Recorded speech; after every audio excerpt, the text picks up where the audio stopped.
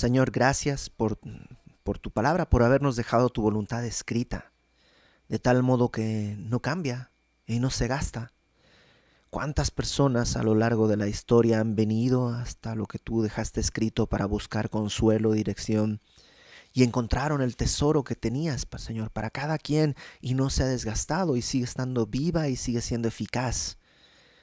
Señor, que nosotros podamos el día de hoy recibir con, con un corazón abierto las cosas que tú quieras decirnos, incluso aquellas en las que batallamos. Ayúdanos a confiar en fe a tu palabra, y que sea esto para tu gloria, en el nombre de Jesús nuestro Salvador. Amén.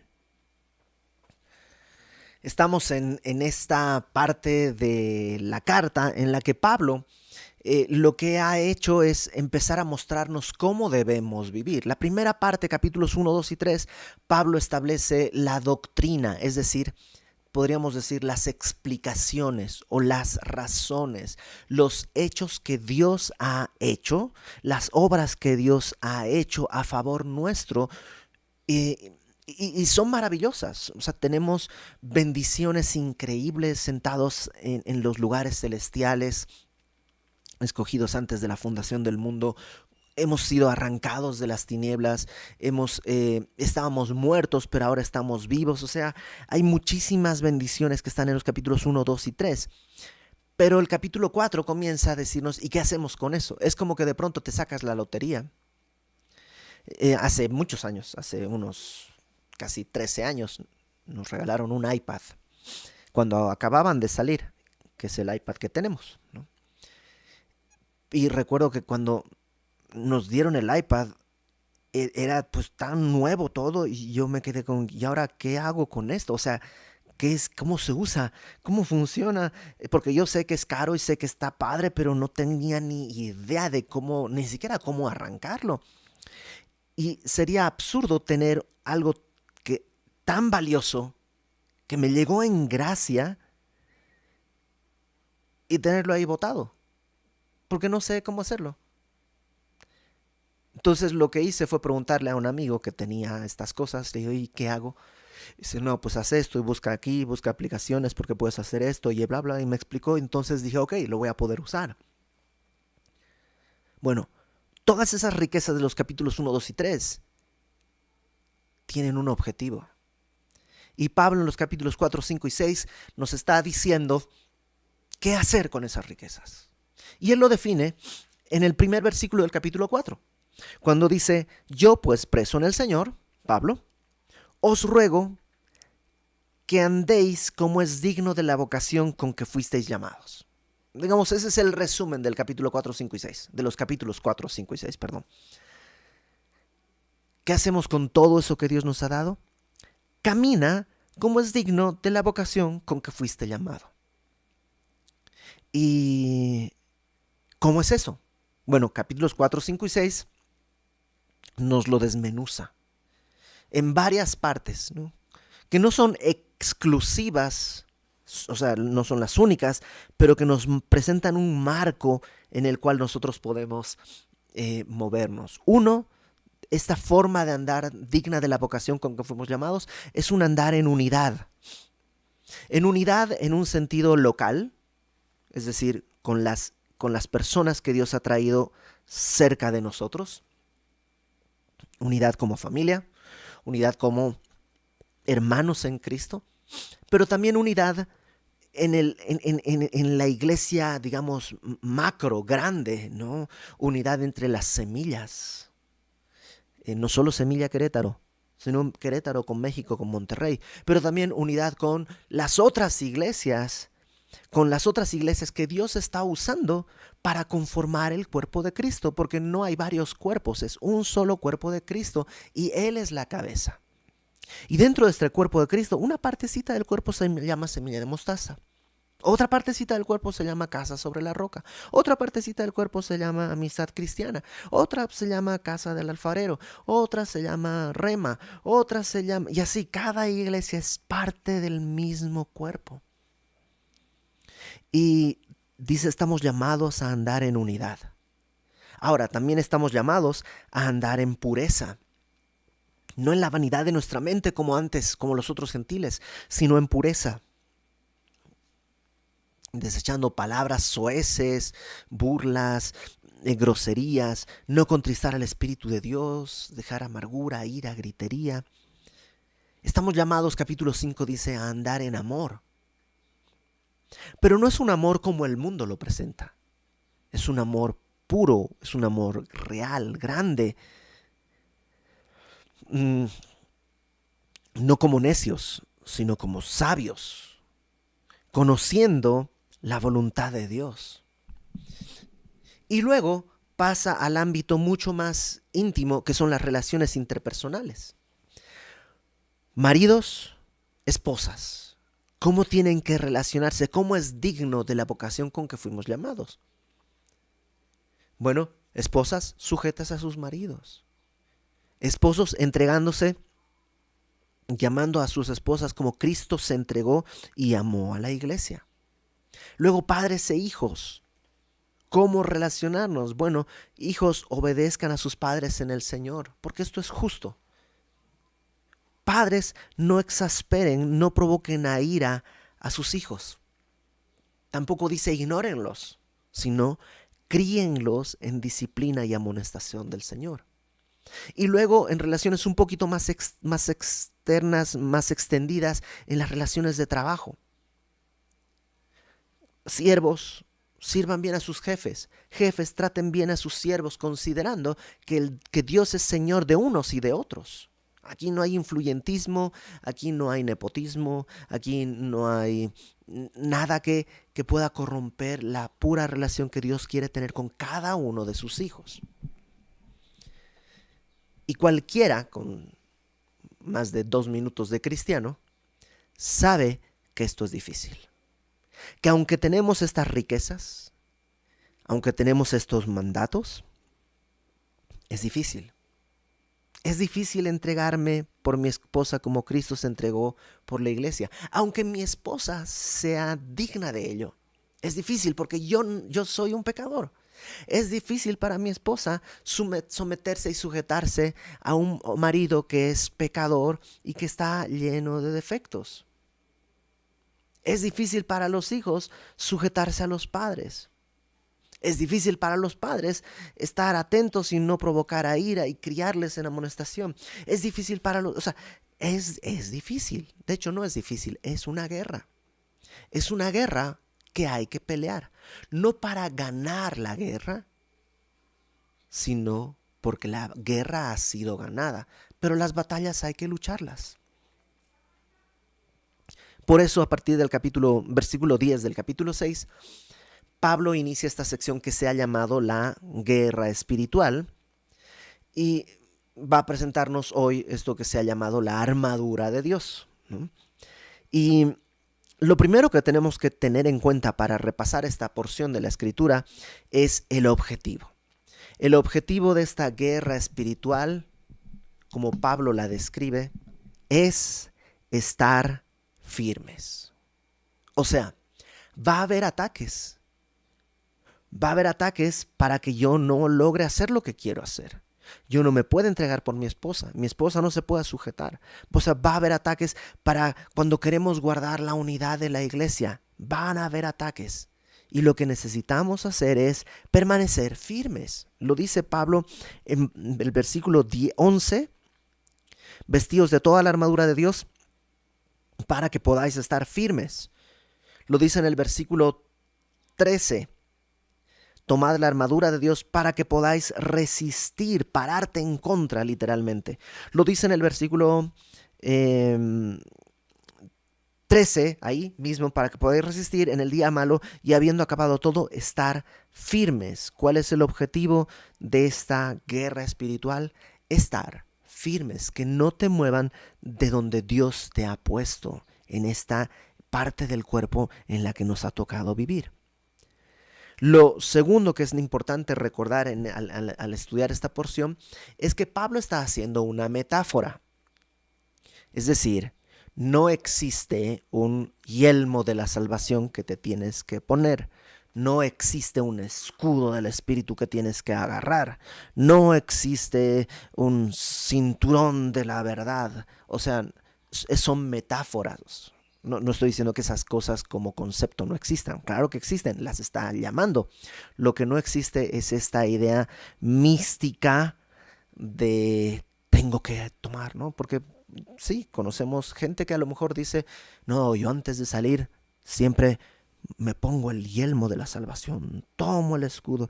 Eso es muy parecido a cuando antes, si eras católico, antes de salir de tu casa, te persignabas pensando que eso te daba como buena suerte. Ok, Pablo está haciendo una metáfora, no algo místico. Y eso es bien importante. Esta, esta porción está en el mismo color, digamos, de toda la carta. La carta no es mística. La carta no es, te voy a nombrar los secretos que hay en las y cosas así misteriosas y... no, la carta nos explica que estamos muertos en nuestros delitos y pecados y hemos sido sentados en los lugares celestiales con Cristo Jesús. Pero eso no es mística, es una realidad. Antes éramos esclavos de nuestros pecados, pero ahora somos libres. Entonces es importante quitarle toda esa mística que se le ha puesto lamentablemente a todo este pasaje. Pablo dice también, solo voy a leer un poco de lo que vimos la semana pasada, que es importante fortalecernos en el Señor y en el poder de su fuerza. En el versículo 10 dice, fortaleceos en el Señor y en el poder de su fuerza. De ahí viene nuestra fortaleza. No viene de nuestra disciplina, no viene de cosas que son buenas. Disciplina, rigor, todo eso es bueno. Pero nuestra fortaleza proviene del Señor. En Él nos tenemos que fortalecer. Y dice versículo 11, vestidos de toda la armadura de Dios. No es algo que tenemos que ponernos solo una parte. No, a mí como que el yelmo no lo necesito. No, necesitamos ponernos toda la armadura de Dios. ¿Para qué? Para poder estar firmes. ¿Contra qué? Contra las acechanzas del diablo. ¿El diablo existe? Sí. ¿Es un concepto? No. ¿Es un ser? ¿Un ser creado? Sí. ¿Poderoso? Sí. ¿Limitado? Sí. No es omnipotente, no es omnipresente, no es omnisciente. Simplemente es un ser poderoso, sabio, real, que dice que tiene acechanzas, que tiene metodología, tiene estrategias. Y nos explica, porque no tenemos lucha contra carne y sangre, sino contra principados, contra potestades, contra los gobernadores de las tinieblas de este siglo, contra huestes espirituales de maldad en las regiones celestes. Nuestra lucha, en todo lo que ha venido hablando, no es contra la gente, sino contra un reino espiritual. Pero, ojo una vez más, lo decía un poco la semana pasada, la cultura cristiana ha tomado esto y lo ha llevado a un extremo que ya no es bíblico. Hablábamos el adulterio. Y hay gente que dice, no, es que vino un espíritu de adulterio. No existe un espíritu de adulterio. El adúltero necesita arrepentirse, no necesita liberación. El mentiroso no necesita liberación, necesita arrepentirse. Tú puedes barrer la Biblia de principio a fin y no hay ningún lugar en el que a un pecador se le diga que tiene que ser exorcizado o liberado. El pecador necesita arrepentimiento. ¿Existen las posesiones demoníacas? Sí, pero las posesiones demoníacas son otra cosa. Cualquier persona que se excusa ante es que vino un espíritu de lujuria. No existe espíritu de lujuria. Existe una persona irresponsable que en su mente se deja dominar por su carne y termina haciendo cosas que no son debidas. Santiago dice que nosotros de nuestra propia concupiscencia somos atraídos y seducidos. Entonces es bien importante que nuestro esquema es lo que Dios dice. Y hay gente que te va a decir, no, pero es que yo viví esto. Sí, pero la verdad no la define la experiencia, la de verdad la define la palabra. O sea, ayer justo platicaba con una persona que me contaba que fue con una especie de curandero. Hace muchos años esta persona fue con un curandero que efectivamente le hizo una serie de cosas y le alivió de un dolor en la espalda. Y me dice, ¿eso no es verdad? Y le digo, sí, sí es verdad. Pero el hecho de que sea verdad no quiere decir que es cierto. ¿A qué voy? ¿Satanás puede producir dolores? Sí. ¿Puede dejar de producirlos? También. ¿Cuál es el objetivo de Satanás? Destruir la unidad en el cuerpo como un cuerpo ante Dios. Quiere destruir todo lo que Pablo ha dicho que se tiene que construir. Contra esas acechanzas, Pablo va a decir, fortalécete y ponte la armadura. Y no es algo místico, nuevamente, sino algo que, déjame ponerlo de esta manera. La guerra espiritual no es una guerra de conquista de territorio, sino para caminar en santidad, para poder vivir como es digno de la vocación con que fuimos llamados. La guerra espiritual es marcar eso. La guerra espiritual es poder amar a mi esposa. La guerra espiritual es no exasperar a mis hijos, ser un buen jefe o ser un buen siervo. La guerra espiritual es guardar la unidad en el cuerpo de Cristo. La guerra espiritual es guardar mi boca para no estar en ira, en gritería, en enojo, en maledicencia. La guerra espiritual es poder andar en amor. La guerra espiritual es no andar en palabras deshonestas. O sea, lee capítulos 4, 5 y hasta donde vamos del 6. Guerra espiritual es poder vivir eso que acaba de decir. Y Pablo lo que está diciendo es que para poder hacer eso necesitamos estar fortalecidos en el poder de Dios, con su fuerza, y necesitamos vestirnos de toda la armadura de Dios. Ahora, antes de entrar ya directamente a qué es esta armadura, pues necesitamos ponernos, pero ¿qué es? Bueno, hay una idea general que se conoce que Pablo seguramente estaba encadenado a un par de soldados romanos y se cree que él vio a esos soldados romanos y tomando la vestidura de esos soldados romanos saca la analogía para poner esto. Es probable, no tan probable porque es seguro que, por ejemplo, el escudo de la fe, es completamente seguro que los soldados no tenían escudo cuando lo custodiaban. O sea, no estaban con su escudo custodiándolo porque pues este escudo del que habla es un escudo muy grandote que se usaba solo en campaña. Entonces, aunque puede tener una base de verdad esto, en realidad lo más probable es que Pablo está pensando en distintos pasajes del Antiguo Testamento. Por ejemplo, Isaías 11. Isaías 11. Y te vas a dar cuenta cómo todo lo que vamos a ver, ¿no?, es un eco de pasajes como este. Isaías 11, versículo 5 dice, está hablando de Dios, ¿no? Y será la justicia cinto de sus lomos y la fidelidad ceñidor de su cintura, ¿no? Entonces, como que te suena. En Isaías 49,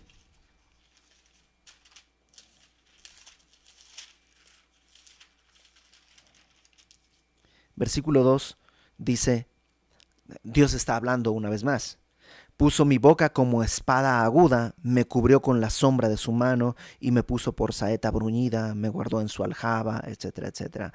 En Isaías 59, versículo 17 dice, pues de justicia se vistió como de una coraza y con yelmo de salvación en su cabeza tomó ropas de venganza por vestidura y se cubrió de celo como de manto. Entonces probablemente Pablo está pensando en esos pasajes más que inspirándose en el soldado romano. Puede que tenga una influencia, pero sobre todo debe estar pensando en esto porque está hablando de la armadura de Dios.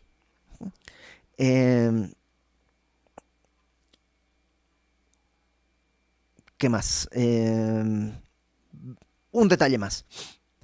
En el versículo 11, Pablo dice, vestíos de toda la armadura de Dios.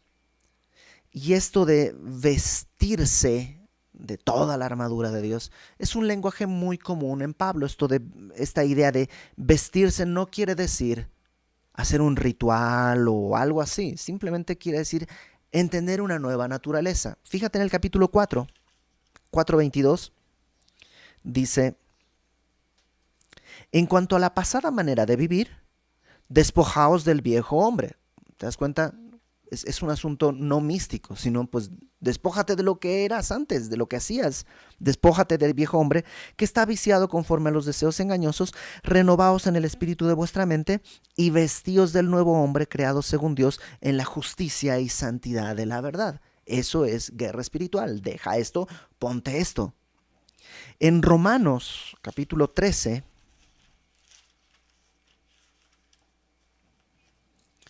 versículo 11, fíjate lo que dice Pablo, Romanos 13:11, que también en esta sección de Romanos, Pablo ya está hablando de cómo responder, ¿no? Capítulos 1 al 12, Pablo habló de lo que Dios hizo por nosotros. Capítulos 13 al 16 está ahora diciéndonos cómo responder ante la obra de Dios. Es más o menos lo mismo que sucede en Efesios. Romanos 13, versículo 11 dice: y esto, todo lo anterior, conociendo el tiempo que ya es hora de levantarnos del sueño, porque ahora está más cerca de nosotros nuestra salvación que cuando creímos. O sea, está diciendo Pablo, es hora de despertarse, ya viene el amanecer. O sea, no te entregues. Bueno, verso 12, la noche está avanzada. Sí, todavía no ha llegado el día, Cristo no ha venido, estamos todavía de noche, pero ya está avanzada. Se acerca el día. Desechemos pues las obras de las tinieblas y vistámonos las armas de la luz. Andemos como de día, honestamente, no en glotonerías y borracheras, no en lujurias y lascivias, no en contienda y envidia, sino vestíos del Señor Jesucristo y no proveáis para los deseos de su carne. Es el mismo idioma cuando Pablo dice vístanse de la armadura. No es algo místico, sino tiene que ver con la necesidad de responder de manera correcta. En Colosenses capítulo 3,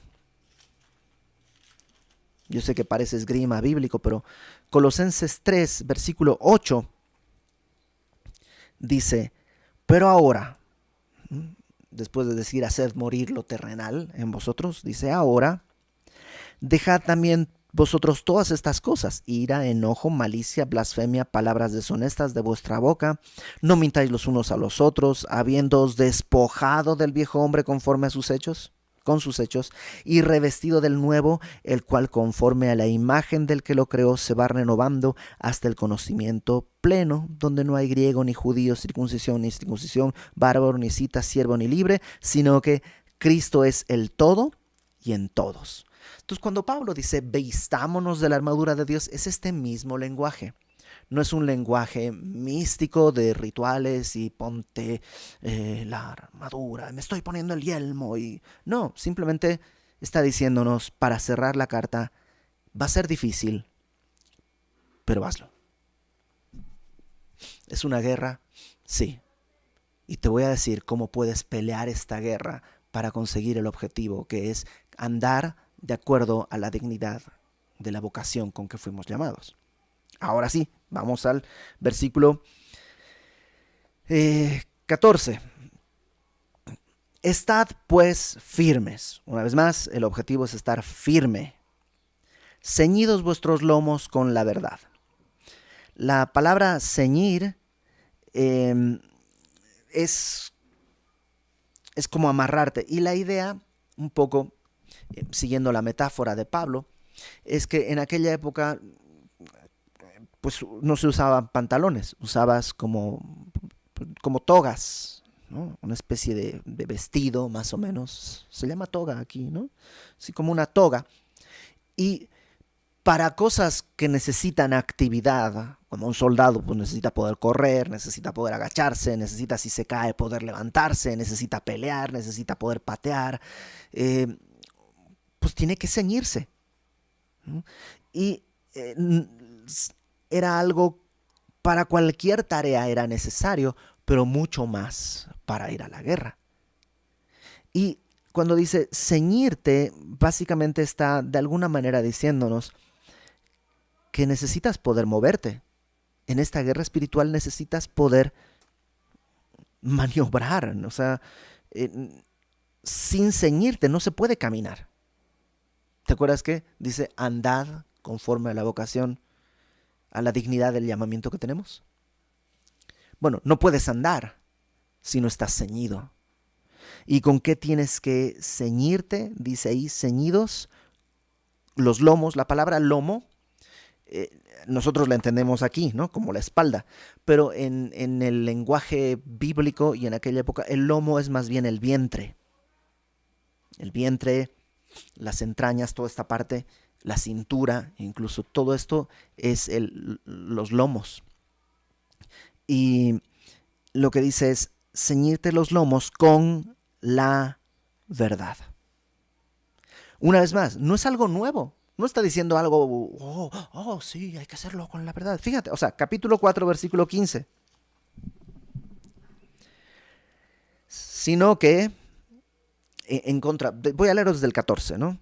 Ya no seas niños como fluctuantes llevado por doquier viento de doctrina, por estratagema de hombres que para engañar emplean con astucia artimañas del error, sino que siguiendo la verdad en amor crezcamos en todo en aquel que es la cabeza, esto es Cristo.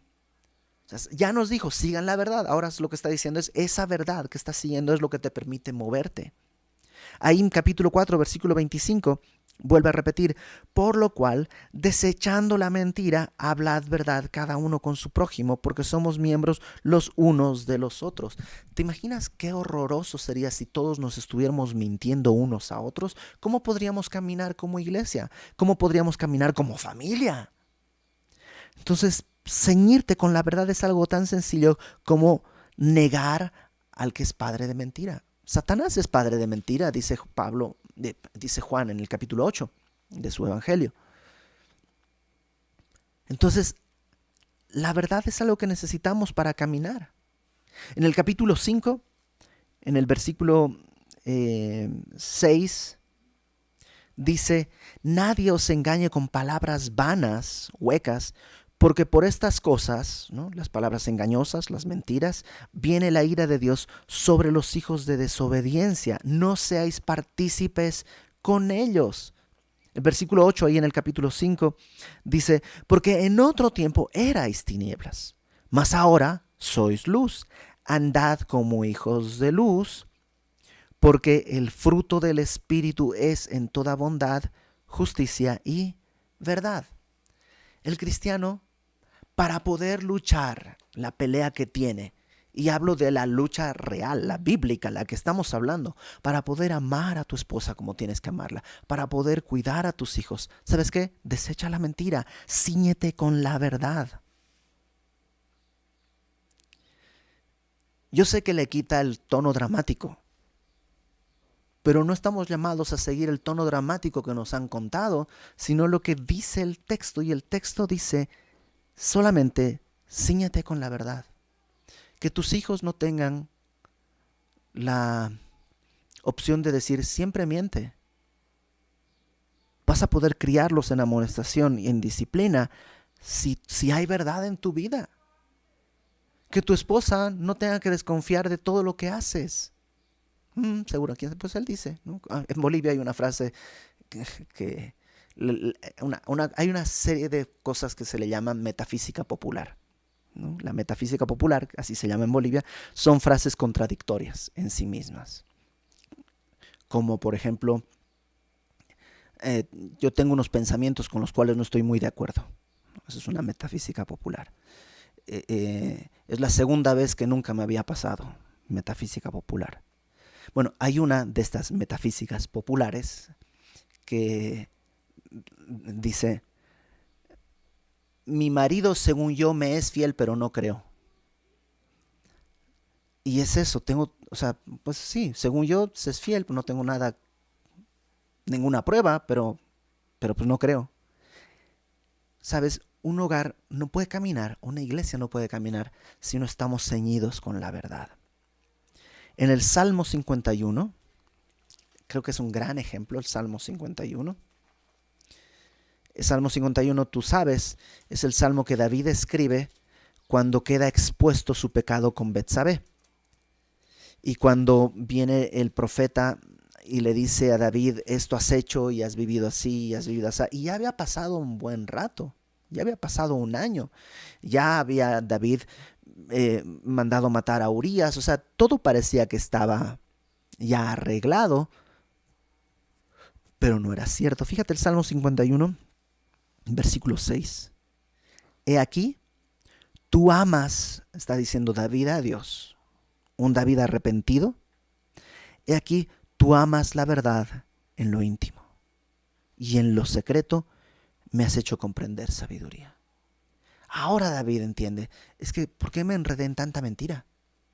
Fue mentira tras mentira tras mentira lo que lo llevó al punto que incluso le costó la vida a su hijo.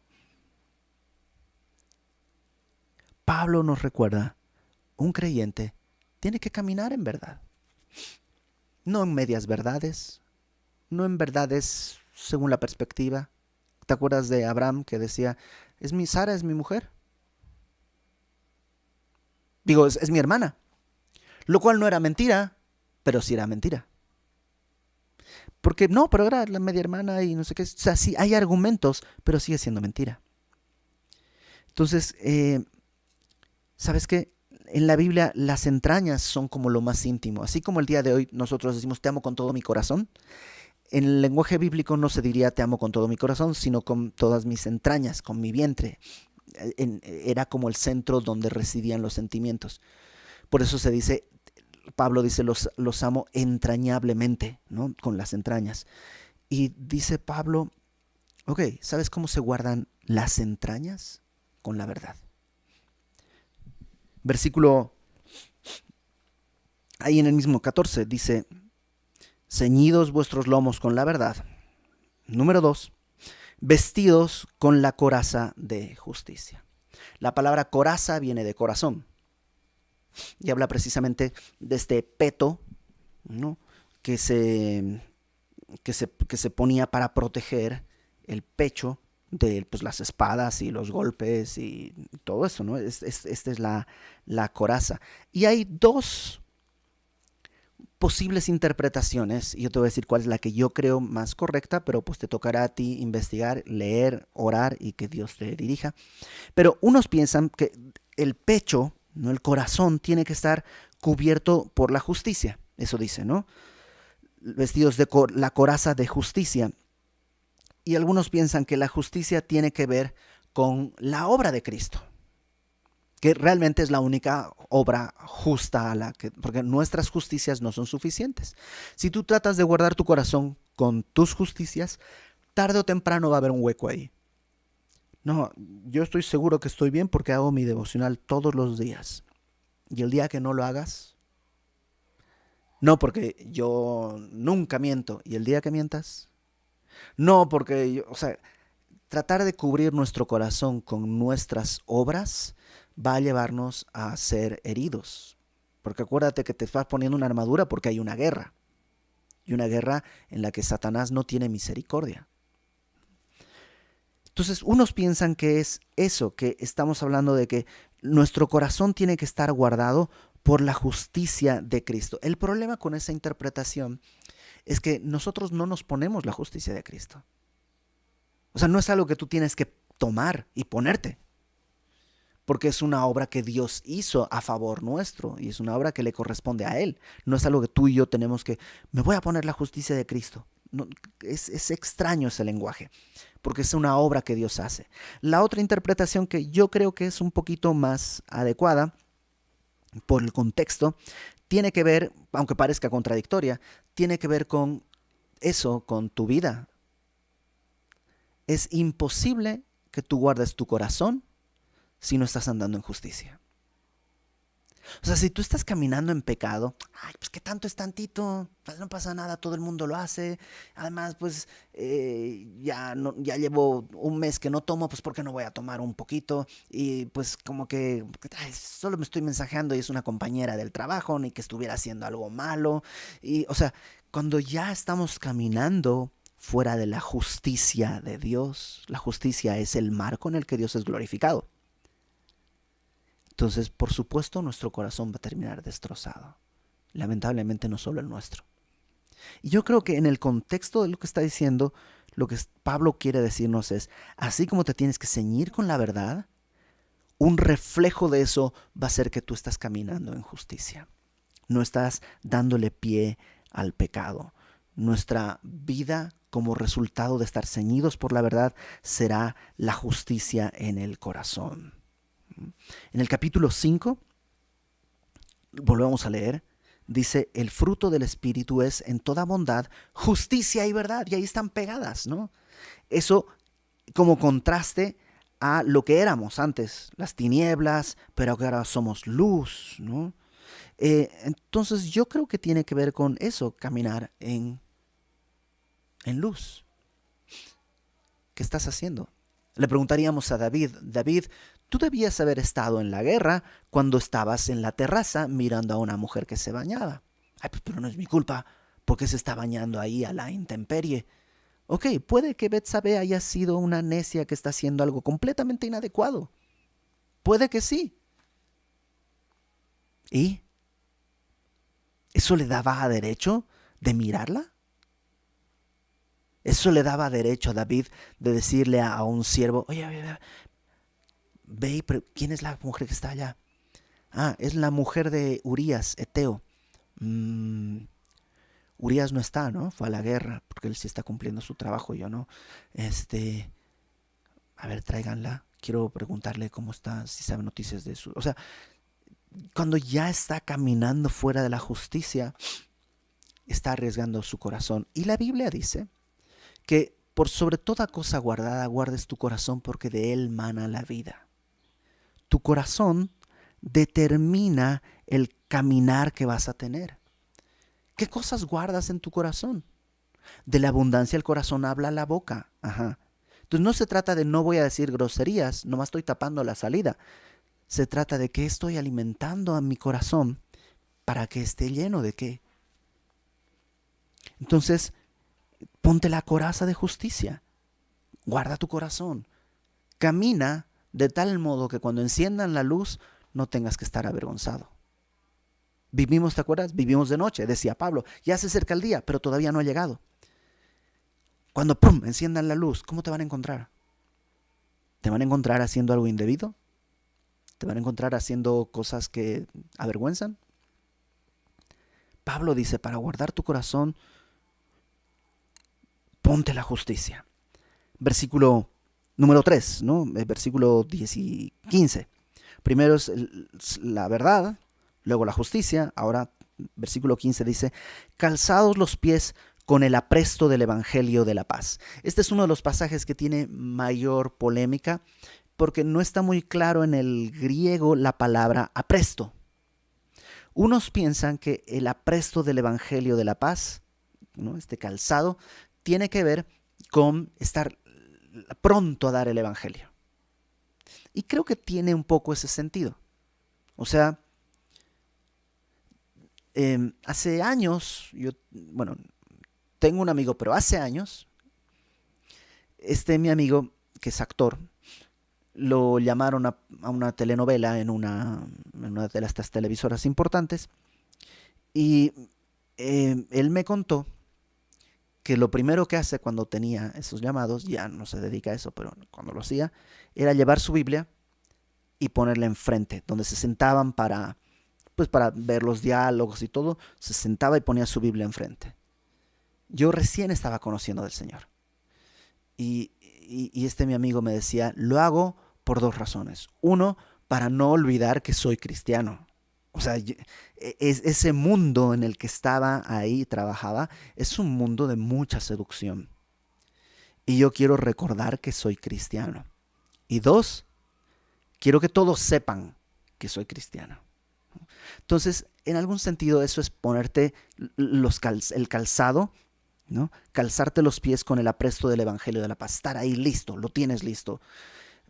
Ahora, la NTV traduce este versículo como pónganse como calzado la paz que proviene de la buena noticia a fin de estar completamente preparados. Voy a repetirlo. La NTV traduce pónganse como calzado la paz. Esta paz que proviene del evangelio, de la buena noticia, a fin de estar completamente preparados.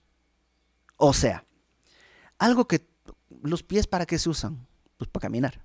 ¿Te acuerdas? Capítulo 4, andad conforme a la dignidad de la vocación con que fuimos llamados. Bueno, para caminar, ¿qué voy a necesitar? Zapatos.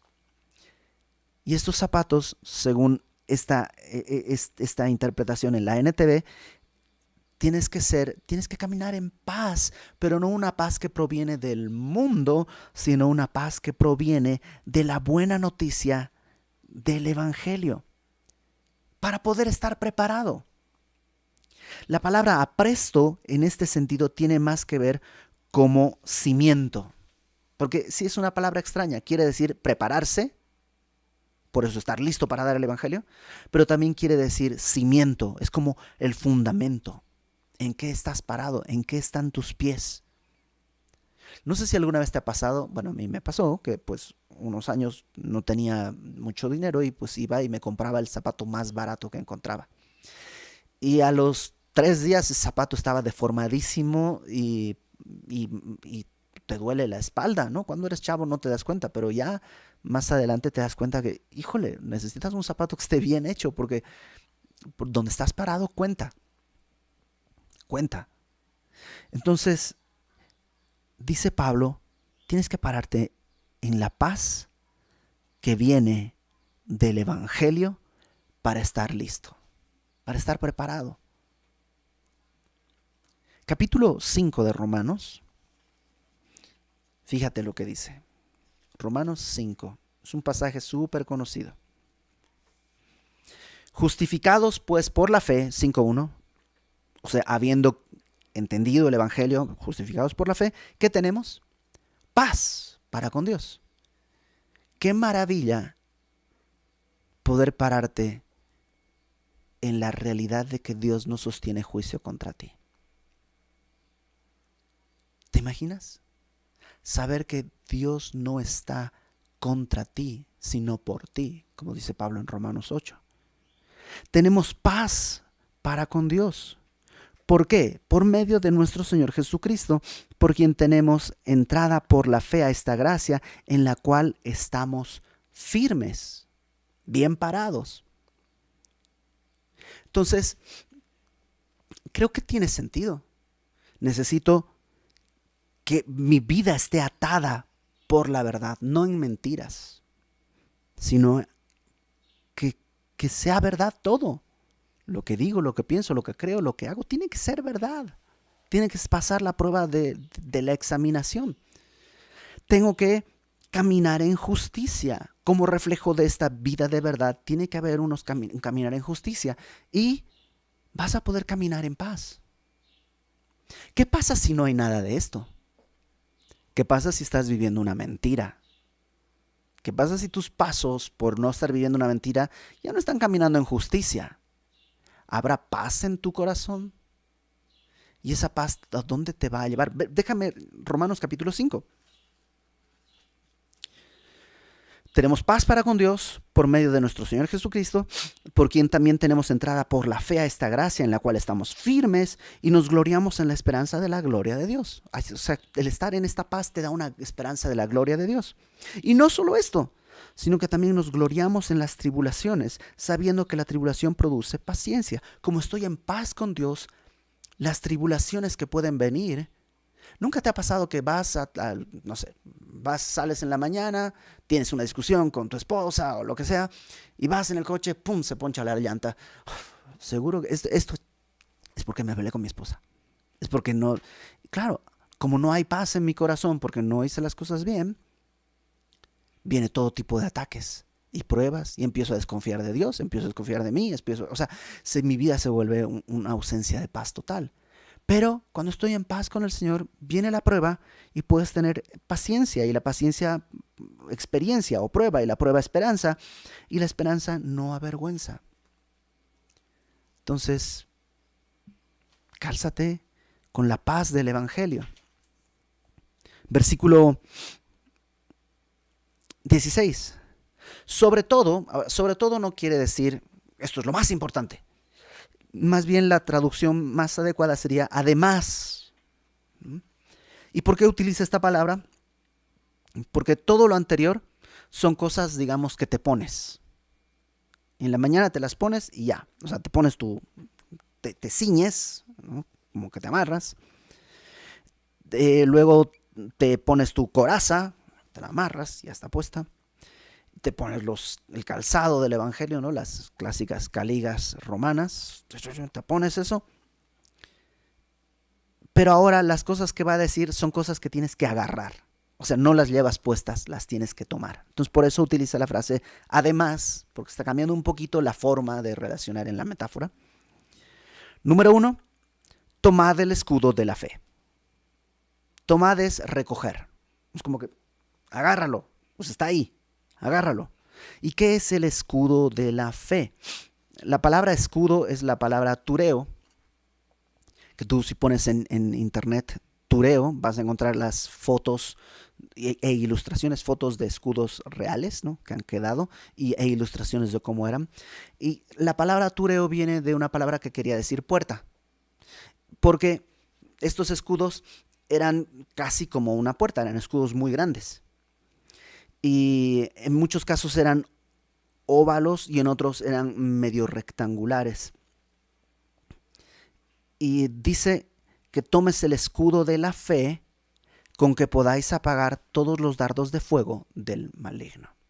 Cuando dice todos los dardos de fuego, evidentemente está diciendo que hay varios dardos de fuego. O sea, que hay una variedad de dardos de fuego que el maligno. No dice el mal como en un sentido metafórico, sino el maligno. O sea, Satanás y sus huestes utilizan dardos de fuego. ¿Qué son los dardos de fuego? Pues pueden venir como tentaciones, pueden venir como pensamientos, y tiene distintos. O sea, si tú estás caminando descuidado, ¡zum!, un dardo de fuego te susurra al oído, ya tiene mucho tiempo que no has visto tal página de internet. O si tuviste una discusión con tu familia y estás, pues ya te vas a un lado, estás pensando y dices, no, tengo que hacer lo correcto. Viene a tu mente, ¿te acuerdas cuando hace una semana ella te dijo esto y esto y esto y esto? ¿Y te acuerdas que esto y esto y esto? Ahí no te están incitando a la inmoralidad, solamente te están recordando y te están recordando verdades. Pero ¿cuál es el objetivo? Incendiar tu corazón. A veces son, pues eso, te incitan a la lujuria, a la lascivia, te incitan a la blasfemia. A veces dice mentiras. Y su dardo de fuego es, ¿no te llamó? Seguramente es porque no le importas. Seguramente es porque tu vida no le vale nada. Y a lo mejor no te llamó porque está enfermo, ¿no? Pero lo que hace es que hay varios dardos de fuego. Y lo que dice es que hay que apagar esos dardos. Hay que apagarlos. Porque si no van a incendiar tu corazón. Y todos sabemos que un conato es un fuego que se puede controlar. Cuando ya pasa de ser conato, ya no hay control. O sea, ya no lo puedes apagar así. Ya se necesitan otro tipo de maquinarias y recursos para poder lidiar con ese fuego. Entonces dice Pablo, no descuides la fe, porque la fe es el escudo con el que puedes apagar los dardos de fuego del maligno. ¿Qué es la fe? Fe es creerle a Dios.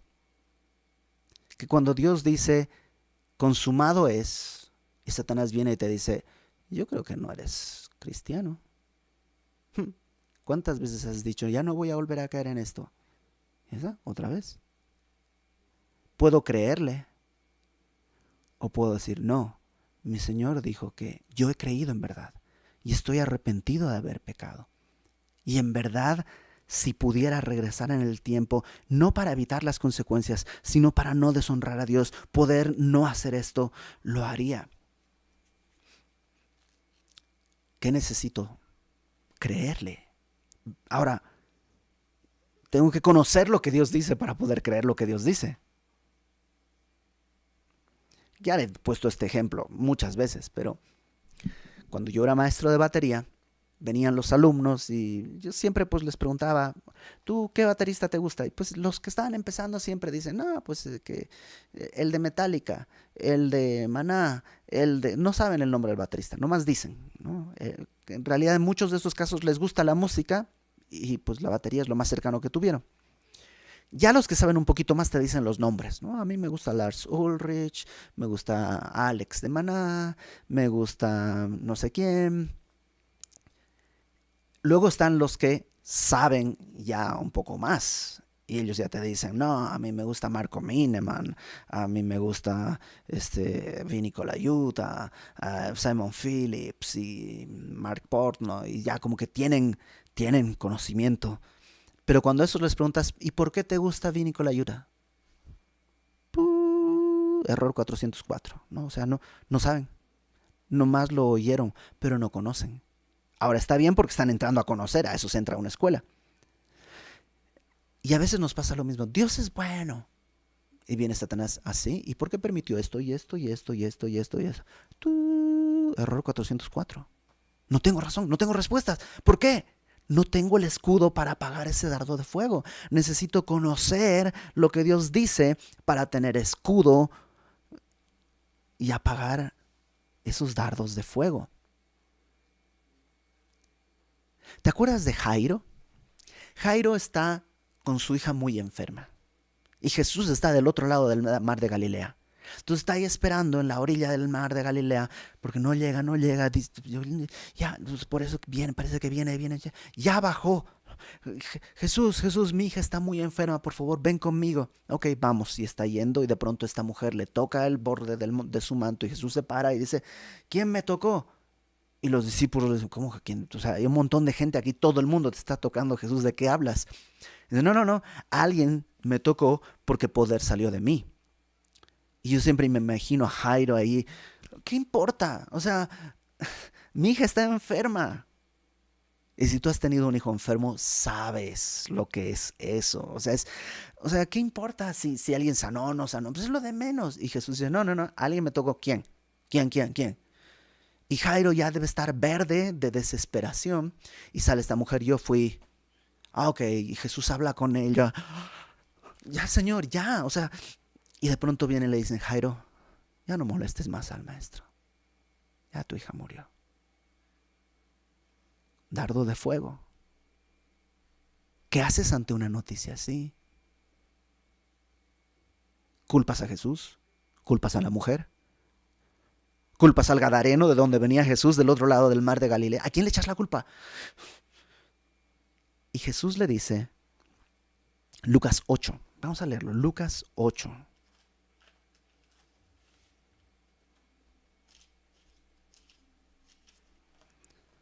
...49...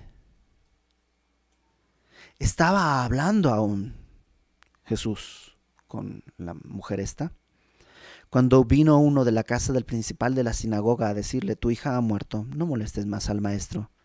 Oyéndolo Jesús le respondió, ¿qué cosa? No temas, ten fe, cree solamente. O sea, es verdad, cuando vienen estos dardos de fuego, corre a tu escudo. Que solo me sé 2 versículos y uno me lo sé medio mal. Pues no tienes que saberlos de memoria. Agarra tu teléfono, busca el versículo, vea la palabra. Primera de Pedro, capítulo 1.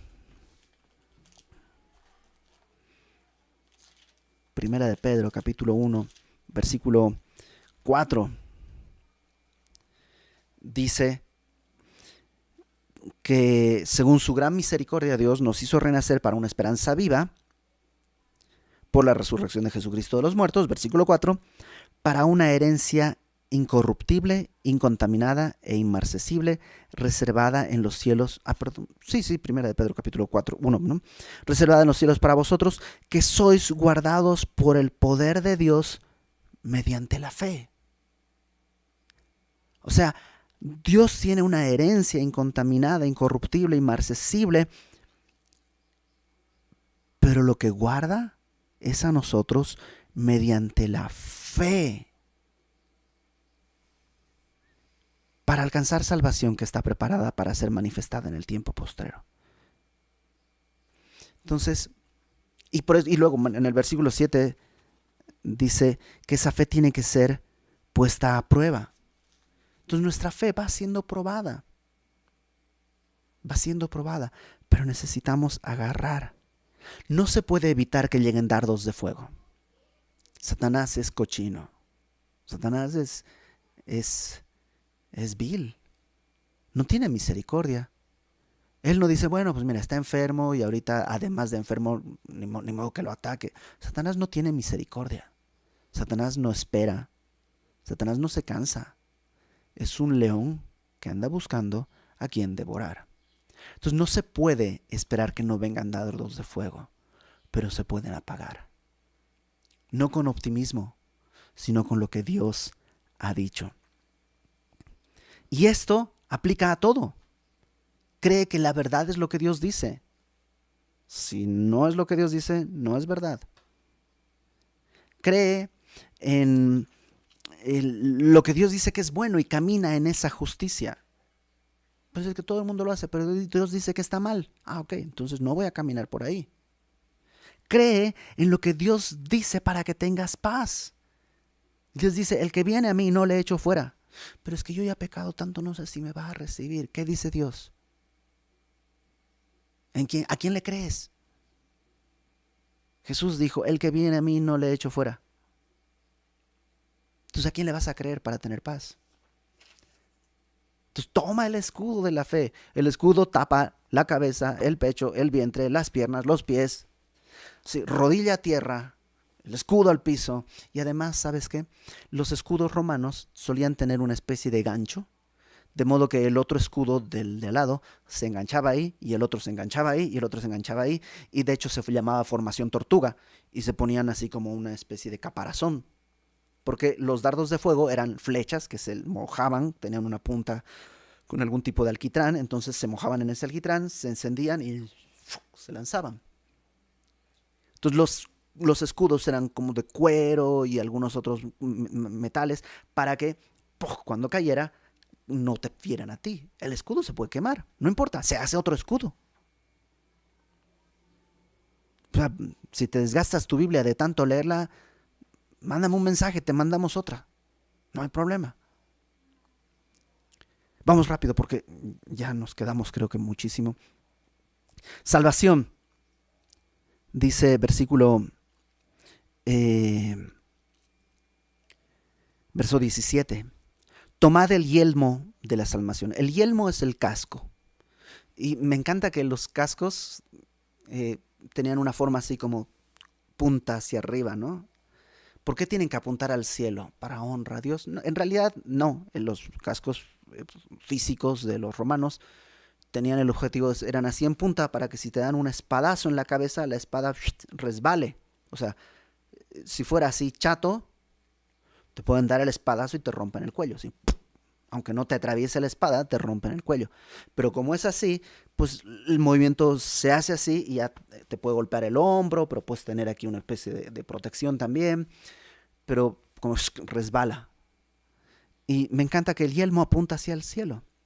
Y cuando dice tomad el yelmo de la salvación, la palabra tomada aquí en el verso 17 es distinta a la de tomad del versículo 16.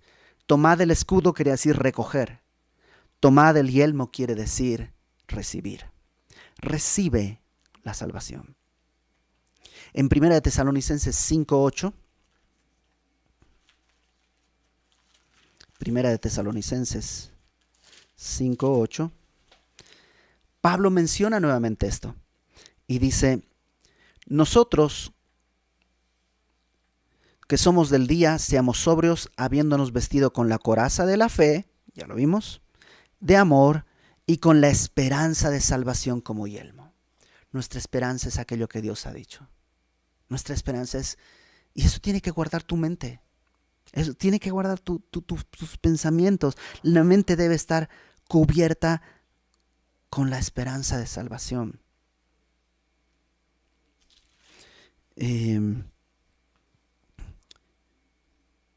Efesios 4:21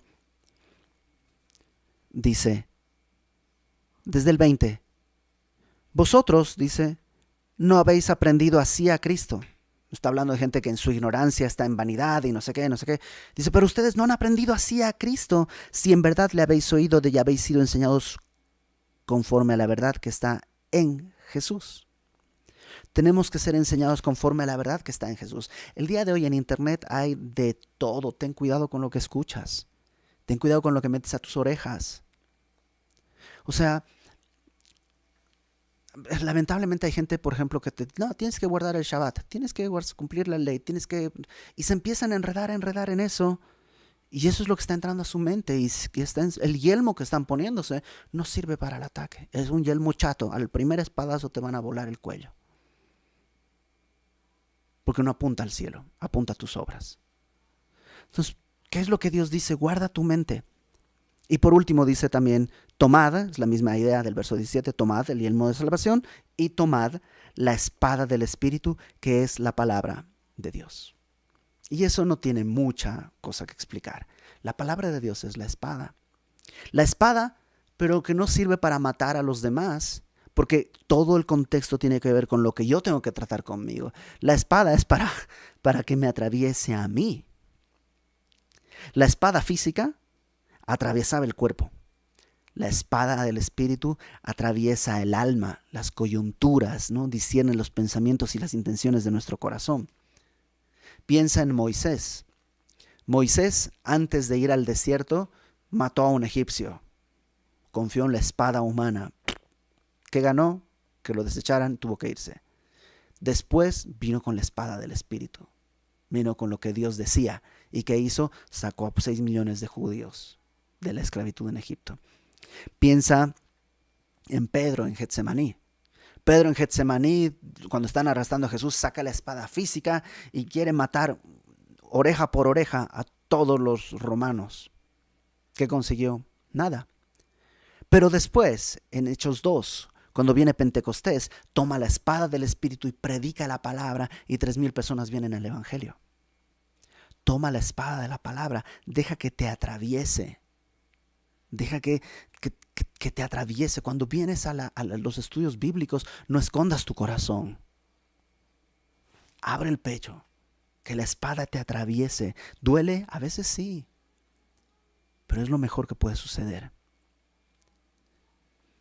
Para terminar, déjame leerte lo que dice Warren Wiersbe. Y no es un texto largo, pero lo quise leer tal cual. En un sentido, dice Warren Wiersbe, toda la armadura de Dios es un cuadro de Jesucristo. Cristo es la verdad. Es nuestra justicia. 2 Corintios eso dice. Es nuestra paz. Su fidelidad hace posible nuestra fe. Él es nuestra salvación. Y es la palabra de Dios. O sea, toda la armadura es vestidos de Cristo, ¿no? Esto significa que cuando confiamos en Cristo recibimos la armadura. Pablo le dijo a los romanos lo que tenían que hacer con la armadura. Romanos 13, que es lo que leímos hace ratito. Levantarse, desechar el pecado y vestirse de las armas de la luz. Hacemos esto cuando nos vestimos del Señor Jesucristo. Por fe, ponte la armadura y confía en Dios para la victoria. Nos hemos puesto la armadura una vez y para siempre en el momento de la salvación, pero debemos apropiarnos de ella diariamente. Cuando David se quitó la armadura y se regresó al palacio, corrió más peligro que cuando estaba en el campo de batalla. Nunca estamos lejos del alcance de las maquinaciones de Satanás, así que nunca debemos estar sin la armadura completa de Dios. Esto no se trata de rituales. Se trata de confiar en el Señor, obedecerle. Vuelvo a decirlo, lee capítulos 1, 2 y 3 hasta que los entiendas, los creas, sean parte de ti. Y entonces capítulos 4, 5 y 6, que va a ser una lucha, vas a poder pelearlo firme porque tendrás toda la armadura en su lugar. Vamos a orar. Señor, gracias porque tú has hecho la obra, Señor, no es nuestra obra. Tú conquistaste al enemigo en la cruz y tú nos tomaste para ti y tú nos has guardado para tu reino. Pero ahora también nos mandas a pelear por este tiempo en el que estamos en este mundo. Habrá un día delante de ti en que tendremos vestiduras blancas, lavadas por tu justicia con tu sangre. Pero aquí necesitamos no una vestidura blanca, sino la armadura. Ayúdanos, Señor, a caminar de esta manera, a ceñidos con la verdad, Señor, no andar en mentiras, a caminar no en la injusticia humana, sino en tu justicia divina. Padre, que por pura gracia tuya, nuestra base sea la paz que viene del Evangelio y que estemos prestos a entregar el Evangelio. Danos, Señor, el escudo y aumentanos la fe. Permaneciendo en tu palabra, creyendo lo que tú dices, aumenta la fe, porque a veces los dardos son muy seguidos, son muy gruesos, pero tu escudo es más grande, Señor. Ponnos el yelmo, Señor. Recibimos eso. No es algo que podemos conseguir. El yelmo, Señor, tú lo haces a medida, porque cada cabeza es distinta. Ponnos tu yelmo con tu salvación y enséñanos a manejar tu espada para atravesar no a otro, sino a nosotros mismos día con día y así poder ser transformados para glorificarte. En el nombre de Jesús ponemos en tus manos nuestras vidas, Señor. Amén.